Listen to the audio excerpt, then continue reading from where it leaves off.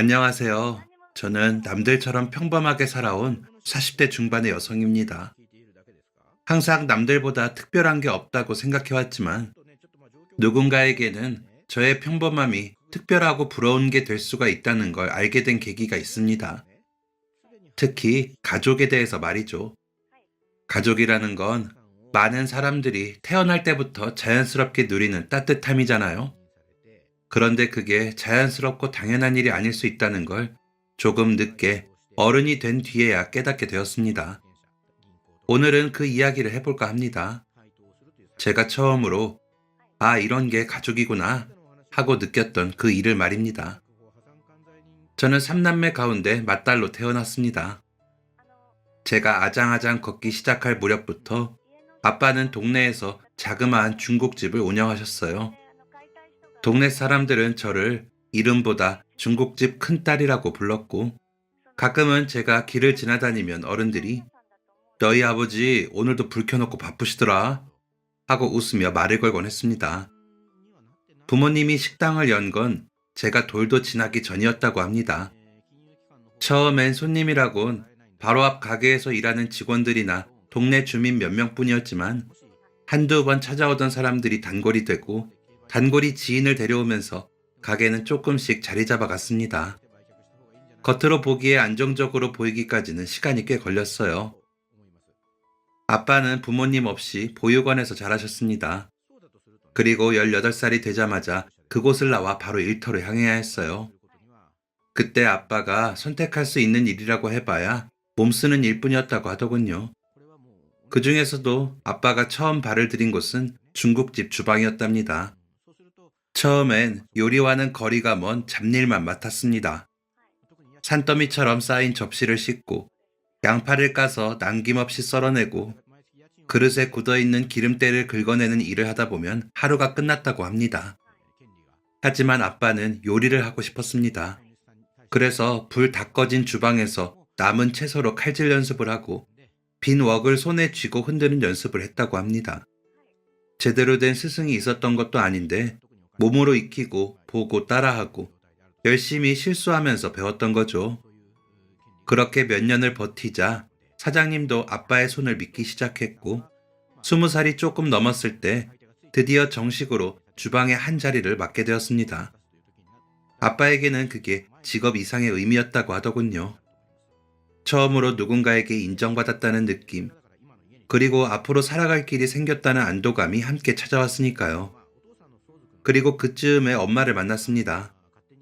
엄마 말로는 아빠가 겉으로는 말수가 적고 무뚝뚝했지만 속은 늘 따뜻한 사람 같았다고 해요.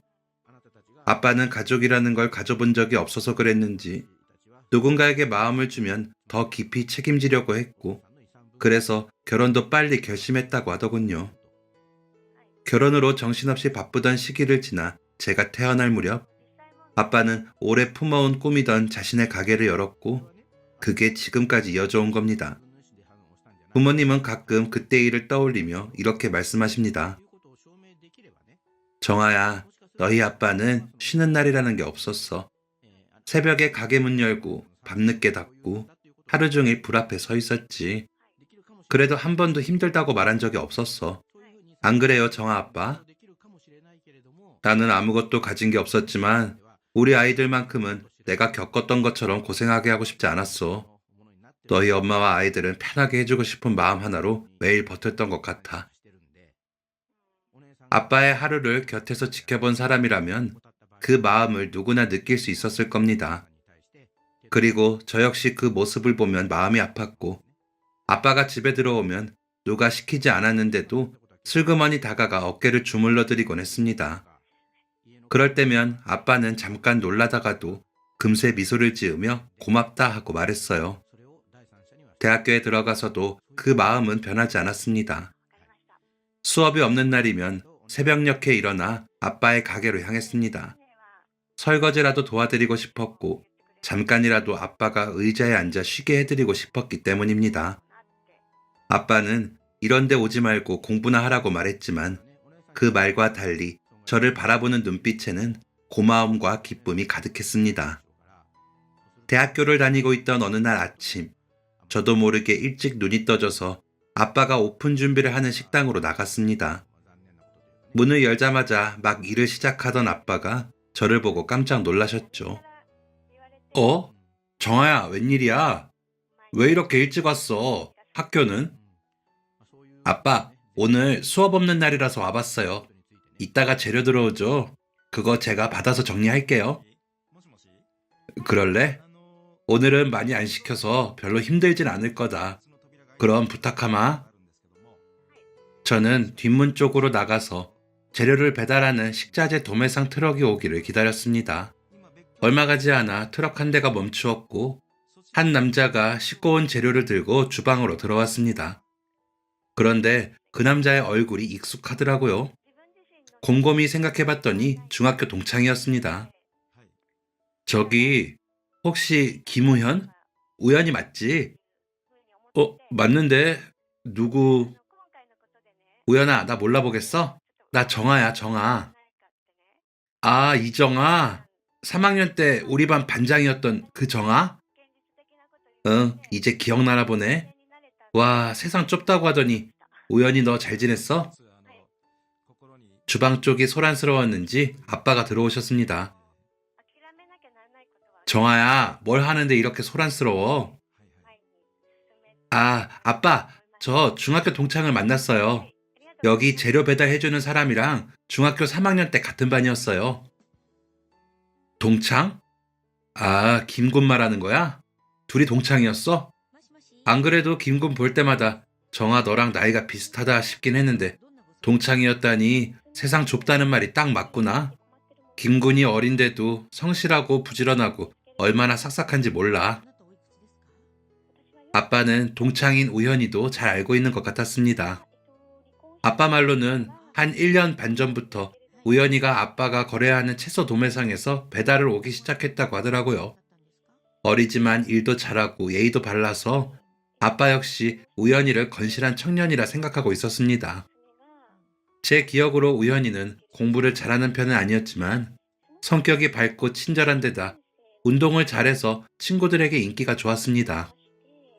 오랜만에 우현이를 만난 그날 이후 가끔 제가 아빠를 도와 아침 일찍부터 나가는 날에는 동창 우현이를 만나게 됐어요. 우현이는 어릴 때도 그랬듯이 다정하고 친절했습니다. 제가 무거운 걸 옮기고 있으면 달려와 도와주곤 했죠. 정아야, 그거 무거우니까 그냥 둬. 내가 박스 다 내리고 안으로 옮겨둘게. 아니야, 괜찮아. 별로 무겁지도 않은데 뭘. 그리고 너 여기 말고 다른 데도 가야 하는 거 아니야? 오늘부터 일찍 나와서 여유 있어. 괜찮아. 그래? 그럼 이거 옮기고 잠깐 나 보고 가. 너 아침 아직 안 먹었지? 내가 마실 거랑 간식 좀 챙겨줄게. 어릴 때 기억으로는 우현이는 저희 아빠처럼 부모님이 안 계셔서 보육원에서 자라는 아이였습니다. 그걸 알고 있어서 그랬는지 모르겠지만 우현이를 잘 챙겨주고 싶더라고요. 우현아, 넌 그럼 대학은 안 간 거야? 응, 보육원 나와서 바로 일 시작했어. 정아 너는 대학생이지? 근데 이렇게 사장님 도와주면 안 힘들어? 아침에 잠깐 나오는 건데 뭐. 힘들긴 네가 힘들겠다. 밥 잘 챙겨 먹고 일해. 그리고 이렇게 만난 것도 인연인데 우리 연락처나 알고 지내자. 저는 우연히 연락처를 주고받았고 가끔 아빠의 가게에서 마주치면 안부를 물으며 지내게 됐습니다. 어릴 때부터 친구라 그런지 금방 다시 친해질 수 있었어요. 그리고 대학교 졸업반이 됐을 무렵부터는 취업 준비로 바빠서 식당에 자주 나가지 못했습니다. 아빠 일을 도우며 고생하시는 걸 옆에서 봐서 그런지 저는 부모님 속을 썩이지 않고 싶었고 되도록 졸업과 동시에 취업을 하고 싶었거든요. 그리고 아빠 역시 항상 제게 말씀하셨어요. 정아야, 아빠는 별다른 욕심은 없다. 회사 들어가서 일 잘하고 좋은 사람 만나서 결혼하면 그걸로 됐어. 아빠는 내가 빨리 결혼했으면 좋겠어요? 결혼은 네가 하고 싶을 때 하면 되지. 다만 아빠처럼 외로운 사람보다는 식구 많은 집에 가서 북적거리면서 사랑받고 살았으면 좋겠더라. 아빠는 부모님도 일가 친척도 없었기에 가족이 다 모이는 명절 같은 날은 더욱 외로워하셨습니다.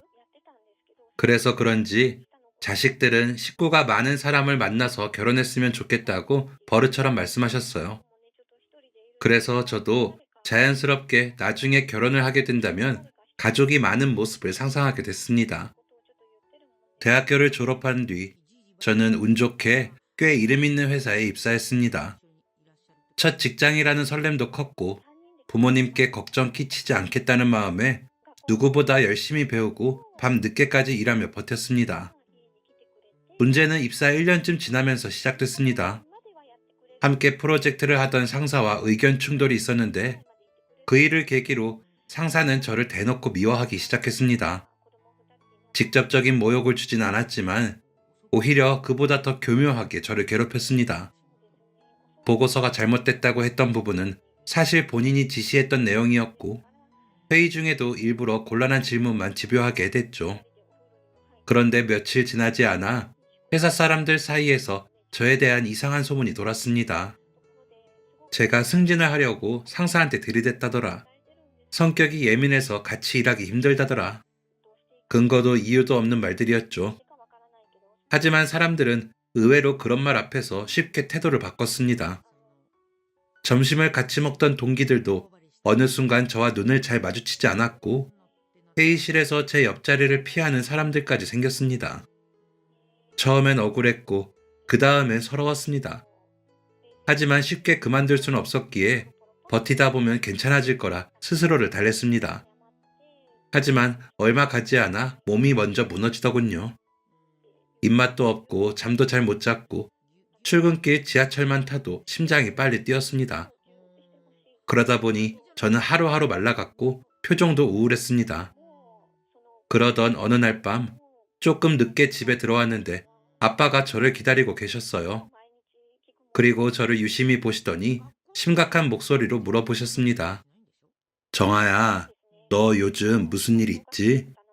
네가 말을 안 해서 잘 해결하겠지 생각했는데 아무래도 아닌 것 같아서 물어보는 거야. 너 지금 네 얼굴이 어떤지 알고는 있는 거냐? 그 좋던 얼굴이 반쪽이 다 됐어. 아빠, 그게 걱정하실 일 없어요. 그냥 요즘 일이 많아서 피곤해서 그런가 봐요. 정아야, 내가 네 아빠야. 태어났을 때부터 봐온 너를 모르겠니? 발자국 소리만 들어도 다 안다. 그러지 말고 말해봐라. 회사에 무슨 일 있는 거지? 아빠는 제 목소리만 들어도 눈빛만 봐도 뭔가 크게 잘못됐다는 걸 아신 듯 했습니다. 결국 저는 그동안 있었던 일을 모두 털어놓았습니다. 말하면서도 울지 않으려고 애썼지만 나중에는 목소리가 떨려서 숨을 제대로 쉬기 어려웠어요. 아빠는 아무 말 없이 듣고만 있더니 한참 후에 낮고 단단한 목소리로 말했습니다. 정아, 너 회사 그만둬라. 아빠, 여기까지 들어왔는데 그만두기엔. 정아야, 그 회사가 뭐가 그렇게 대단하다고 고민을 하고 있어? 사람 하나 지켜주지 못하는 데서 어떻게 일을 하니? 괜히 더 고생하지 말고 관둬. 너 혹시 돈 때문에 그러냐? 네? 그런 건 아니지만. 정아야, 아빠 아직 우리 식구 먹여 살릴 능력 된다. 그러니까 월급 때문에 네가 망설이고 있는 거라면 회사에 더욱 미련두지 마라. 단호하게 말하는 아빠의 얼굴을 보는 순간 나를 지지해주는 단 한 사람만 있어도 사람이 얼마나 버틸 수 있는지 깨달았고 며칠 뒤 결국 퇴사를 선택했습니다. 사표를 내면서 손은 떨렸지만 그래도 아빠가 제 뒤에서 잡아준 손이 느껴지는 것처럼 마음은 편안했습니다. 퇴사한 이후 저는 다른 직장도 구하지 않고 한동안 꼼짝없이 쉬기로 마음먹었습니다. 아빠 역시도 그동안 망가진 몸과 마음을 회복하는 데만 전념하라고 했고요. 하지만 며칠 집에서 쉬다가 아빠의 중국집에 나가서 일을 돕기로 했습니다. 식당에서 일하는 다른 직원들처럼 서빙도 하고 카운터에서 계산도 하고 아침 일찍 나가 재료를 다듬기도 했습니다. 그러다 보니 도매상에서 일하는 동창 우현이를 예전보다 더 자주 마주치게 됐어요. 우현이는 제가 대학교를 졸업하고 취업해서 일하는 동안 계속 아빠의 가게와 거래하는 식자재 도매상에서 일하고 있었습니다. 한동안 회사 다니느라 우연히 얼굴도 못 봤었는데 오랜만에 봐서 그런지 괜히 더 반갑더라고요. 우연아, 얼굴 보는 건 오랜만이네. 잘 지냈지? 그러게, 나야 뭐 잘 지냈지. 근데 정아 너는 이 시간에 웬일이야? 회사 가야 하지 않아? 아, 그게 우연아, 나 얼마 전에 회사 관뒀어. 계속 집에 있는 것도 아닌 것 같아서 아빠 도와드리려고 나온 거야. 그랬구나. 근데 갑자기 회사는 왜 그만뒀어? 예전에 사장님이 너 그 회사 합격했다고 좋아하셨던 것 같은데 무슨 일 있었어? 저는 우연히에게 회사에서 있었던 일을 그대로 털어놓았습니다. 말하는 동안 그는 조금도 딴 생각하지 않고 제 얼굴만 바라보며 고개를 끄덕였고 제가 말을 마치자마자 마치 자기 일인 것처럼 분노를 드러냈습니다. 아니, 정말 그렇게까지 했어? 정아야, 나는 이해가 안 된다. 그 상사가 대체 뭐라고? 왜 그렇게까지 참았던 거야? 남들이 다 들어가고 싶은 회사면 뭐해? 안에서 일하는 사람들이 별론데 너 잘 나왔어. 우연아, 고맙다. 네가 그렇게 대신 화내주니까 내 속이 다 시원하네. 이미 끝난 일이었지만 제 편이 되어주는 사람이 있다는 사실만으로도 큰 위안이 됐어요. 제가 잘못한 게 아니라는 걸 누군가가 대신 말해주는 느낌이었죠. 우현이는 다시 한번 말했습니다. 정아야, 그 회사 관두길 잘했어. 분명히 너는 더 좋은 회사 들어갈 수 있어. 아, 안 되겠다. 내가 너 퇴사 기념으로 밥 한번 쏠게. 괜찮지? 정말? 나는 이제 백수니까 아무 때나 괜찮긴 한데 우연히 네가 바쁜 거 아니야? 바빠도 친구한테 밥 한번 못 사겠냐? 내가 시간 내면 되지. 다시 연락할게. 그날 저녁 우연이에게서 연락이 왔고 우리는 주말에 만나기로 약속했습니다. 곧 주말이 되었고 저희는 오래 만나온 친구처럼 편하게 앉아 식사도 하고 술도 몇 잔 기울였습니다. 우현이는 제 얘기를 끈기 있게 들어주었고 가끔 고개를 끄덕이며 공감해 주었습니다. 그렇게 속에 쌓여있던 말들을 풀어놓고 나니 그동안 눌려있던 마음이 조금은 풀리는 것 같았어요. 하지만 막상 저만 계속 말한 것 같아 조금 미안해졌습니다. 근데 우연아, 내가 너무 내 이야기만 한 것 같네. 너는? 너는 그동안 어떻게 지냈어? 맨날 아빠 식당에서만 보니까 이런 이야기 할 기회도 없었잖아. 나는 뭐 그냥 평범하게 살았지. 너 예전에 보육원에서 자랐던 거 내가 알고 있긴 한데 고등학교 다닐 때도 계속 거기서 지냈던 거야? 응, 보육원에서 살다가 자립할 나이가 되자마자 바로 나왔어. 처음엔 일자리 구하기도 쉽지 않았는데 운이 좋았는지 식자재 도매상에 바로 들어가게 됐어. 거기서 일을 하면서 너희 아버지, 이사장님도 만났고 우연히는 말투는 담담했지만 오히려 담담한 말투에서 그동안 얼마나 힘들게 버텼을지 느껴졌습니다. 그와 대화를 나누다 보니 자연스럽게 궁금증이 생겼습니다. 우연아, 부모님에 대한 기억은 전혀 없는 거야?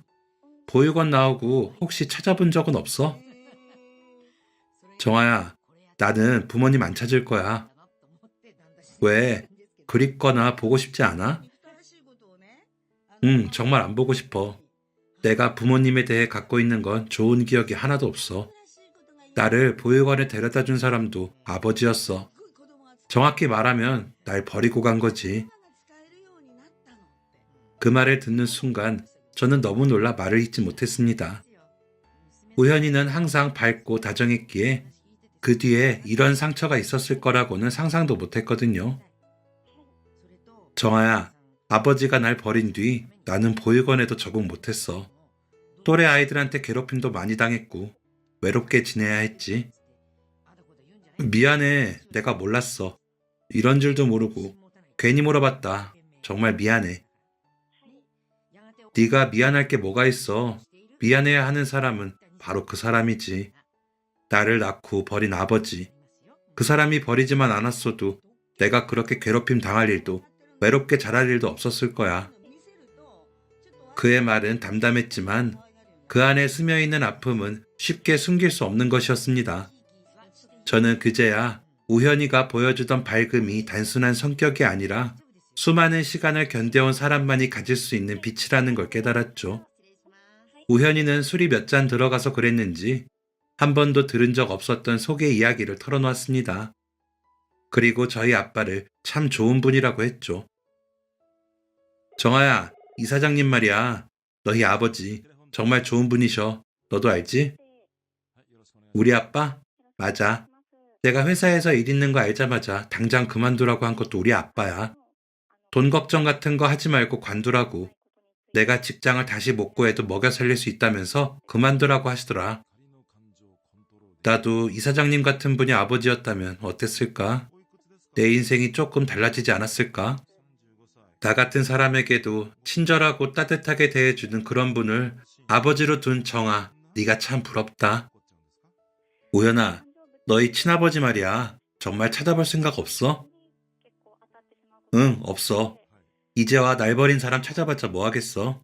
진심으로 이제는 별로 보고 싶지도 않아. 평소에 우현이는 사람을 편안하게 하는 말투와 따뜻한 눈빛을 가지고 있었습니다. 그래서인지 그가 갑자기 냉정하게 아버지라는 사람은 보고 싶지도 않고 찾고 싶지도 않다고 말했을 때 잠시 다른 사람을 보고 있는 것 같았어요. 그 말 속에는 오랫동안 눌려왔던 서운함과 분노, 그리고 어쩌면 체념 같은 것이 묻어나 있었거든요.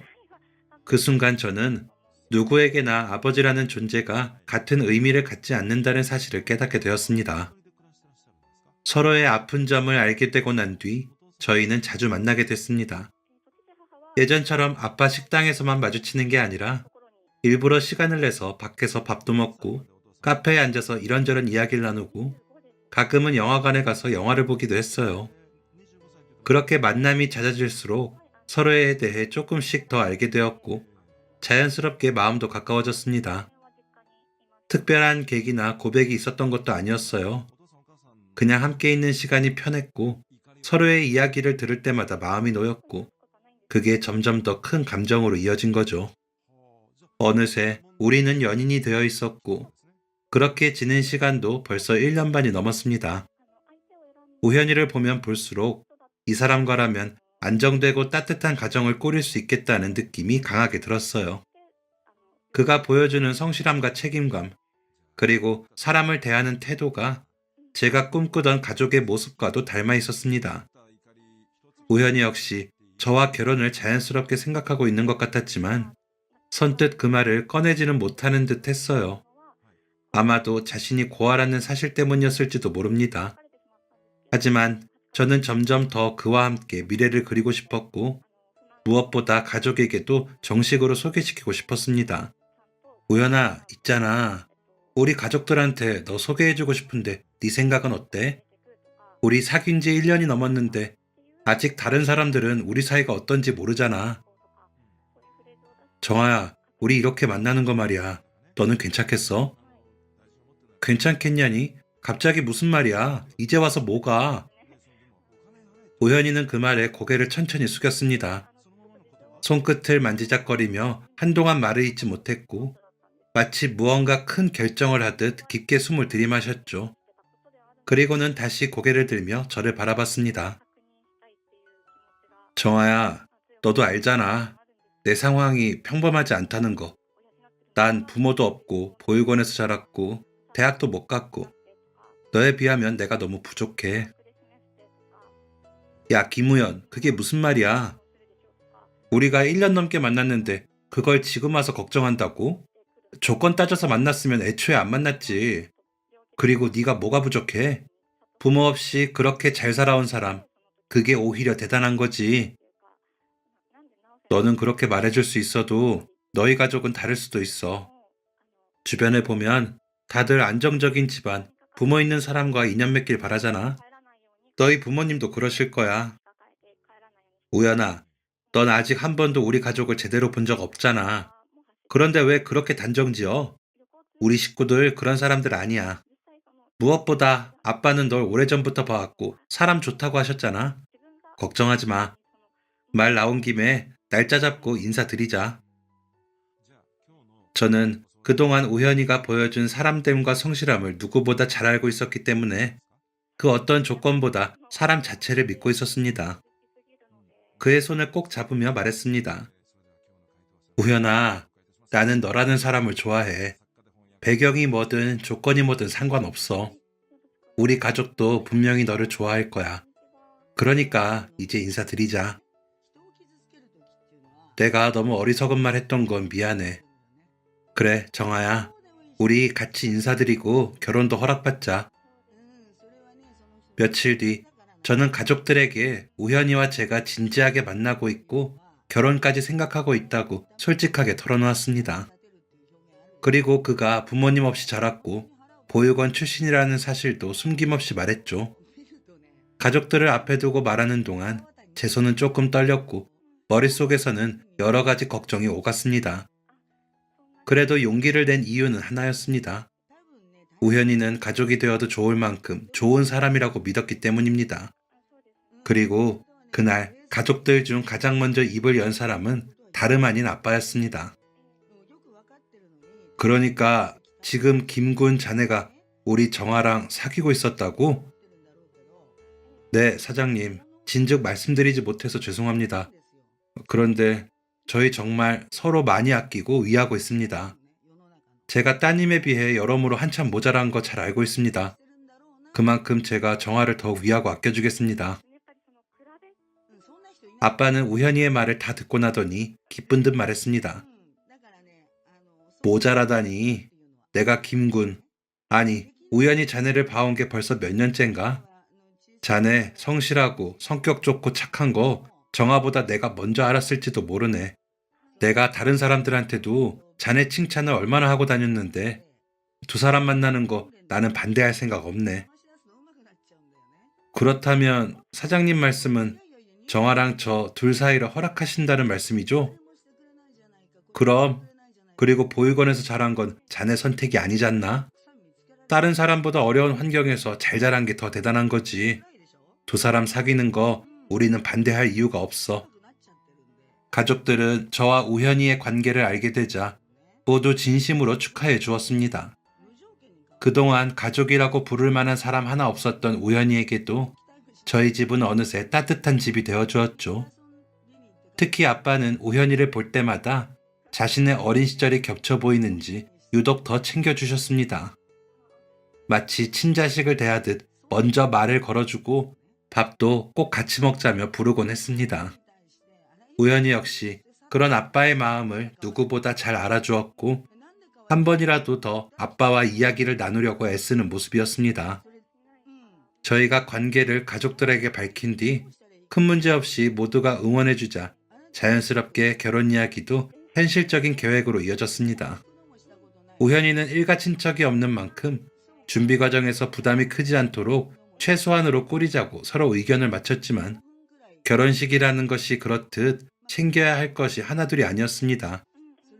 준비 과정마다 예상치 못한 변수들이 생기기도 했고 그럴 때면 정신적으로도 체력적으로도 버거웠습니다.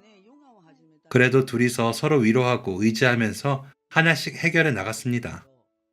그러던 어느 날 우현이의 얼굴에 어딘가 낯선 기색이 보였습니다. 무언가 마음속에 큰 짐을 안고 있는 듯해 보였습니다. 저는 자연스럽게 그의 옆으로 다가가 걱정스러운 눈빛으로 물었습니다. 우현아, 왜 그래? 무슨 일 있어? 뭐가 잘 안 돼? 아무것도 아니야. 신경 쓸 거 없어. 신경 쓸 게 없다니. 서운하게 그게 무슨 말이야? 우리 이제 부부가 되는데 기쁜 것도 힘든 것도 같이 해야지. 왜 그러는데? 그때 우현이의 표정은 단 한 번도 본 적이 없는 얼굴이었습니다. 화가 난 것도 같았고 슬퍼 보이기도 했죠. 그는 나지막히 말했습니다. 정아야, 그게 그 사람한테서 연락이 왔어. 내가 보고 싶다고. 한번 만나자고 하더라. 그 사람? 그 사람이 누군데? 아, 설마 너희 아버지? 응, 어떻게 알았는지 전화를 했더라고. 뻔뻔하게도 말이야. 우연아, 정말 그분 만나기 싫은 거야? 한번 만나보지 그래. 아니, 예전에도 너한테 말했지만 나는 만나고 싶지 않아. 만나서 할 소리야 뻔하지. 날 왜 버렸는지 변명밖에 더 하겠어? 그런 것도 듣기 싫고. 지금까지 나 혼자서 잘 살아왔으니까 앞으로도 그렇게 살면 돼. 저는 더 설득해 볼까도 싶었지만 우현이의 표정과 목소리에는 단호함이 묻어 있었습니다. 그리고 제가 당사자는 아니었기에 만나보라고 강요할 수도 없었고 그의 뜻을 존중해주는 게 맞을 것 같았어요. 우현이의 가족 문제에 관해서는 제가 해줄 수 있는 게 별로 없었습니다. 우현이는 결혼 준비에 누구보다 진심이었어요. 특히 보육원에서 자라면서 어릴 때부터 따뜻하고 포근한 집이 있는 친구들이 부러웠다면서 집을 장만하는 일에 열심이었습니다. 쉬는 날마다 발품을 팔면서 꼼꼼하게 신혼집을 둘러보고 다녔어요. 그리고 마침내 마음에 드는 집을 발견했습니다. 정아야, 지금까지 본 집 중에서 여기가 제일 좋은 것 같아. 나도 여기가 좋긴 한데 생각보다 조금 비싼데 괜찮을까? 내가 대출 더 받을 수 있는지 알아볼게. 그리고 이 동네가 장인 장모님 집이랑도 가깝잖아. 가족들하고 자주 보고 살면 좋으니까 우리 이 집 계약 진행하자. 저희는 둘이서 모은 돈에 대출을 조금 더 받아서 그 전세를 계약했습니다. 집도 주변 환경도 그리고 저희 집과의 거리도 어느 것 하나 마음에 안 드는 게 없었어요. 다만 예상보다 조금 비싼 게 흠이었지만 그는 저를 안심시켰어요. 공인중개사도 신혼부부들한테 인기 좋은 곳인데 마침 딱 하나 남은 집이었다면서 빨리 계약한 게 잘한 일이라고 했습니다. 그렇게 집을 구한 뒤 우현이는 먼저 신혼집에 들어가 지내면서 집을 꾸미기로 했습니다. 그런데 며칠 후 믿을 수 없는 소식을 듣게 되었어요. 혹시 몰라 전세 보증보험에 가입하려고 했는데 이 집은 보험 가입이 불가능하다고요. 알고 보니 그 집은 집값보다 빚이 더 많은 깡통 전세였습니다. 집이 경매로 넘어가면 은행이 먼저 돈을 가져가고 저희는 보증금을 돌려받을 수도 없었어요. 결국 저희는 돈 한 푼 돌려받지 못하고 집을 비워야만 했습니다. 결혼 날짜는 다가오는데 다시 집을 구할 여유도 없었죠. 그동안 아껴 모았던 돈 대부분을 잃은 셈이었으니까요. 가족들 역시 이 사실을 알게 되었고 아빠는 저희를 식당으로 부르셨습니다. 정아야, 우연아, 충격이 크지? 좋은 날 앞두고 이런 일 생겨서 막막하고 겁도 나겠지만 살다 보면 이보다 더한 일도 겪는 거야. 그래도 둘이서 힘 합쳐서 헤쳐나가면 되는 거다. 장인어른 죄송합니다. 제가 더 잘 알아봤어야 했는데. 우연아, 너무 상심 말거라. 그리고 집사람과도 상의해봤는데 일단 우리 집에 들어와서 같이 살자. 이제부터는 우연히 너도 우리 식구잖니. 어려운 일 생겼을 때 같이 버텨주는 게 가족이야. 안 그러니? 우연이는 그 말을 듣고 울컥했는지 아무 말도 하지 못했습니다. 저는 그 옆에서 그의 손을 꼭 잡아주었죠. 그리고 그날 밤 우연이는 식당을 나와서 제게 말했습니다. 나 오늘 좀 울컥했어. 살면서 가족의 정이라는 걸 별로 느껴본 적이 없었거든. 누가 나를 이렇게까지 챙겨준 적도 없고. 그런데 오늘 나도 이제 진짜 가족이 생긴 기분이더라. 우연아, 너도 이제 우리 가족이야. 너도 우리 아빠를 친아빠처럼 생각하면 돼. 그래, 그게 내가 장인어른한테 고마움을 갚는 일인 것 같다. 결혼도 전에 전세 사기라는 불행이 덮쳐왔지만 그 속에서 우리는 또 다른 따뜻함을 확인했고 서로를 더 깊이 의지하며 결혼식을 향해 나아갔습니다. 그리고 드디어 결혼식 당일이 됐습니다.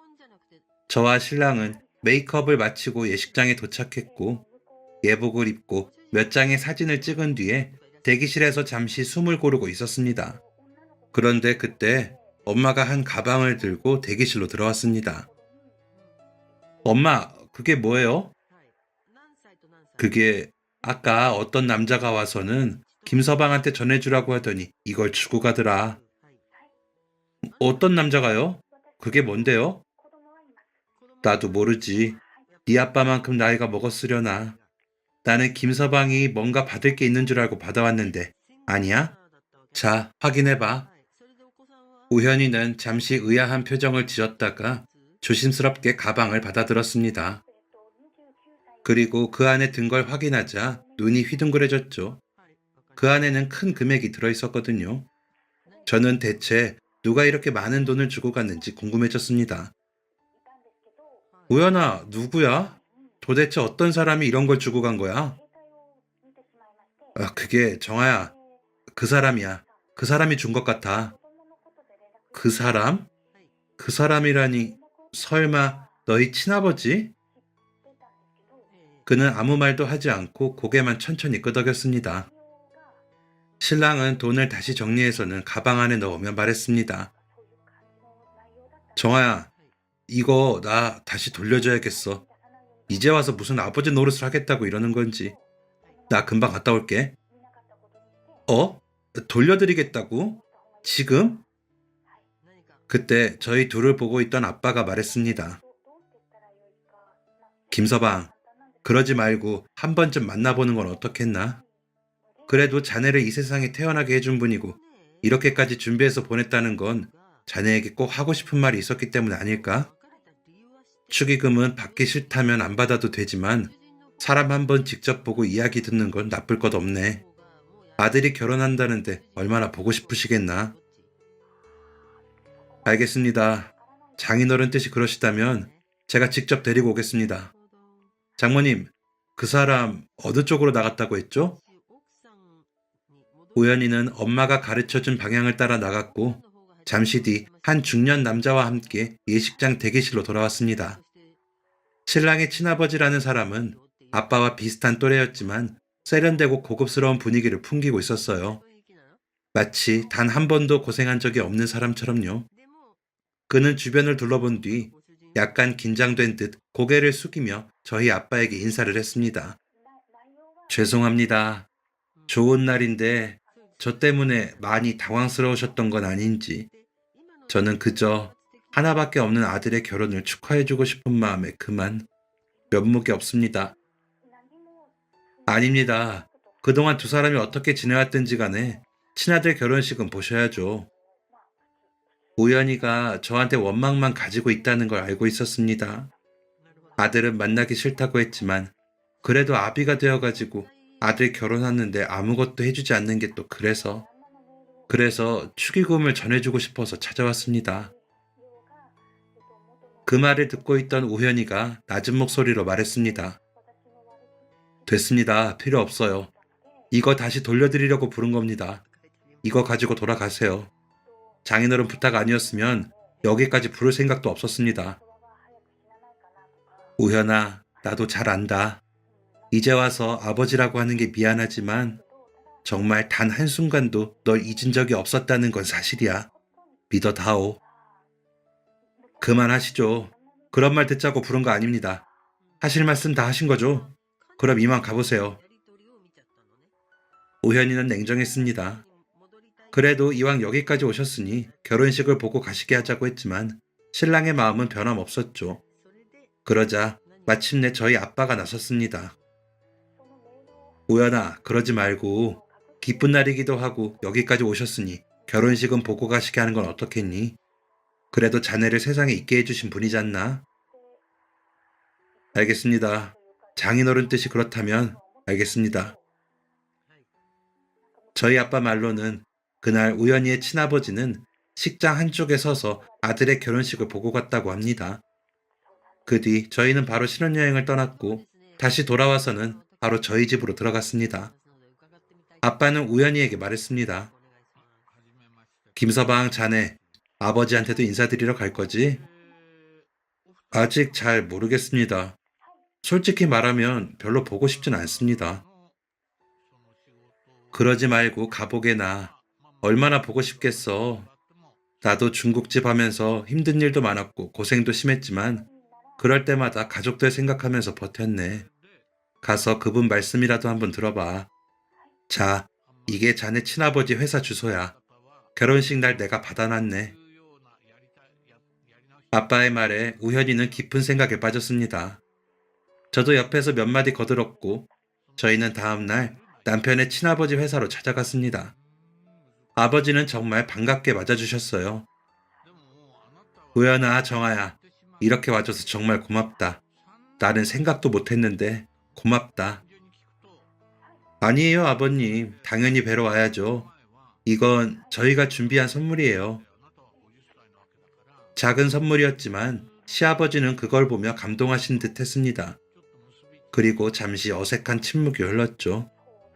그 침묵을 먼저 깬 건 시아버지였습니다. 내가 어렸을 때 많이 사랑했던 여자가 있었다. 그리고 그 사이에서 아들이 태어났고, 그게 바로 우연히 너다. 그런데 네 엄마는 오래 살지 못했어. 널 낳고 얼마 지나지 않아 먼저 세상을 떠나버렸다. 세상에, 그럼 아버님이 혼자서 우연히를 키우신 거예요? 응, 그랬지. 그런데 전부 서툴기만 했어. 게다가 그때는 가진 게 하나도 없었거든. 내 엄마 만났을 때 시작했던 사업이 망해서 정말 돈이 한 푼도 없었어. 우연이한테는 내가 하는 말이 전부 변명으로 들리겠지만 자식이라도 살리려면 어쩔 수 없이 보육원에 보낼 수밖에 없었어. 우현이의 친아버지는 아들을 보육원에 맡긴 뒤 조금만 안정이 되면 꼭 다시 데려오겠다는 다짐을 했고 그 다짐을 지키기 위해 자는 시간까지 아껴가면서 돈을 벌었고 실패한 사업 때문에 생긴 빚을 이를 악물고 갚았답니다. 그렇게 세월이 흘러가면서 사정이 좀 나아졌을 때 남편을 찾아갔다고 했습니다. 하지만 그때 우현이는 이미 자신을 버린 사람을 만나고 싶지 않아 했습니다. 아버지의 연락을 받았을 때도 차갑게 등을 돌렸고 대화를 시도하는 것조차 거절했다고 했습니다. 만나주지도 않았고요. 그렇게 아들에게 거절당한 시아버지는 후에 먹고 살만해진 사업이 크게 잘 되었고 결혼한다는 소식을 듣게 되어 아들에게 축의금이라도 내고 싶다는 생각에 찾아오게 되었다고 말했습니다. 사죄하는 마음으로요. 그러면서 남편에게 무언가를 꺼내 보여줬습니다. 이게 뭡니까? 너한테 꼭 보여주고 싶었다. 내가 너를 버린 게 아니라고. 계속해서 생각하고 있었다고 말이야. 우연아, 내가 이렇게 살아온 건 다 너를 위해서다. 네가 당장 나를 받아들이고 용서할 순 없겠지. 나도 이해한다. 그냥 앞으로 네가 어떻게 사는지만 옆에서 지켜보게 해주면 안 되겠니? 저 역시 그 물건들을 천천히 들여다보았습니다. 아기였던 신랑이 찍힌 빛바랜 사진, 시아버지의 이름으로 된 자격증과 대출 상환 완료 문서 같은 것도 보였죠. 마치 그동안 살아온 인생의 기록을 한 번에 보는 듯 했습니다. 그것만 봐도 우현이의 아버지가 어려움 속에서도 열심히 살아왔다는 게 느껴졌어요. 남편은 그걸 보면서 깊은 생각에 잠긴 듯 했습니다. 그날은 그렇게 돌아왔습니다. 남편은 집에 돌아와서도 자신의 아버지가 보여준 사진과 자료들을 계속 둘러보는 듯 했습니다. 그리고 아버지는 가끔 식당에 찾아와서 식사를 하고 가시기도 했습니다. 그러면 남편은 신경 안 쓰는 듯 했지만 반찬을 몇 개 더 챙겨주고는 했죠. 그러다 한 번은 남편이 퇴근하고 들어와 제게 말했습니다. 여보, 나 아버지 생각하면 예전에는 그냥 억울하고 화만 났거든? 근데 요즘 들어서 생각해보면 나도 오해하고 있었던 게 있지 않을까 싶어. 그럴 수도 있지. 중요한 건 지금 당신 마음이잖아. 아버지랑 이대로 지내도 되고, 화해를 하고 싶으면 하고, 당신이 편한 대로 해. 서두르지 말고. 제 말에 남편은 고개를 끄덕였습니다. 그 모습을 보면서 남편의 마음이 아주 조금씩 천천히 열리고 있다는 걸 느낄 수 있었습니다. 그렇게 2달 정도 지났을 때 시아버지가 저희 집에 찾아오셨어요. 어? 아버님, 여기는 무슨 일로? 일단 들어오세요. 그게 너희한테 할 말이 있어서 내가 너희한테 뭔가 하나 해주고 싶은데 말이야. 괜찮겠니? 시아버지는 저희 부부 앞에 서류 봉투를 하나 내밀었습니다. 남편은 안에 든 서류를 확인했고 놀라서 물었습니다. 이거 집 아닙니까? 너희 둘이 살만한 신혼집을 구해놨다. 언제까지 이렇게 처가해서 계속 살 순 없잖니. 내가 지금까지 너한테 제대로 애비 노릇한 게 하나도 없는데 그거라도 하게 해주렴. 전에도 말했지만 내가 악착같이 일한 건 다 너를 조금이라도 편하게 해주려고 했던 거야. 그러면서 너한테 상처를 준 건 미안하지만 절대 우연히 너를 버린 건 아니다. 그것만은 믿어주렴. 생각지도 못했던 신혼집에 저희는 당황했습니다. 시아버지는 계속해서 말했죠. 그리고 우연아, 하던 일은 그만두고 우리 회사로 들어오는 건 어떻겠니? 지금부터라도 내 밑에서 일 배우면 좋을 것 같다. 신혼집은 감사합니다. 그런데 회사로 들어가는 건 아닌 것 같습니다. 아니 왜? 어째서? 저는 대학교도 나오지 못했고 갑자기 회사에 낙하산으로 들어가는 건 아닌 것 같습니다. 아무리 자식이라고 해도 그동안 일해왔던 다른 직원들이 반기지 않을 겁니다. 그래도 내가 앞으로 사업을 물려줄 사람은 우연히 너밖에 없다. 그러니까 다시 한번 생각해보면 안 되겠니?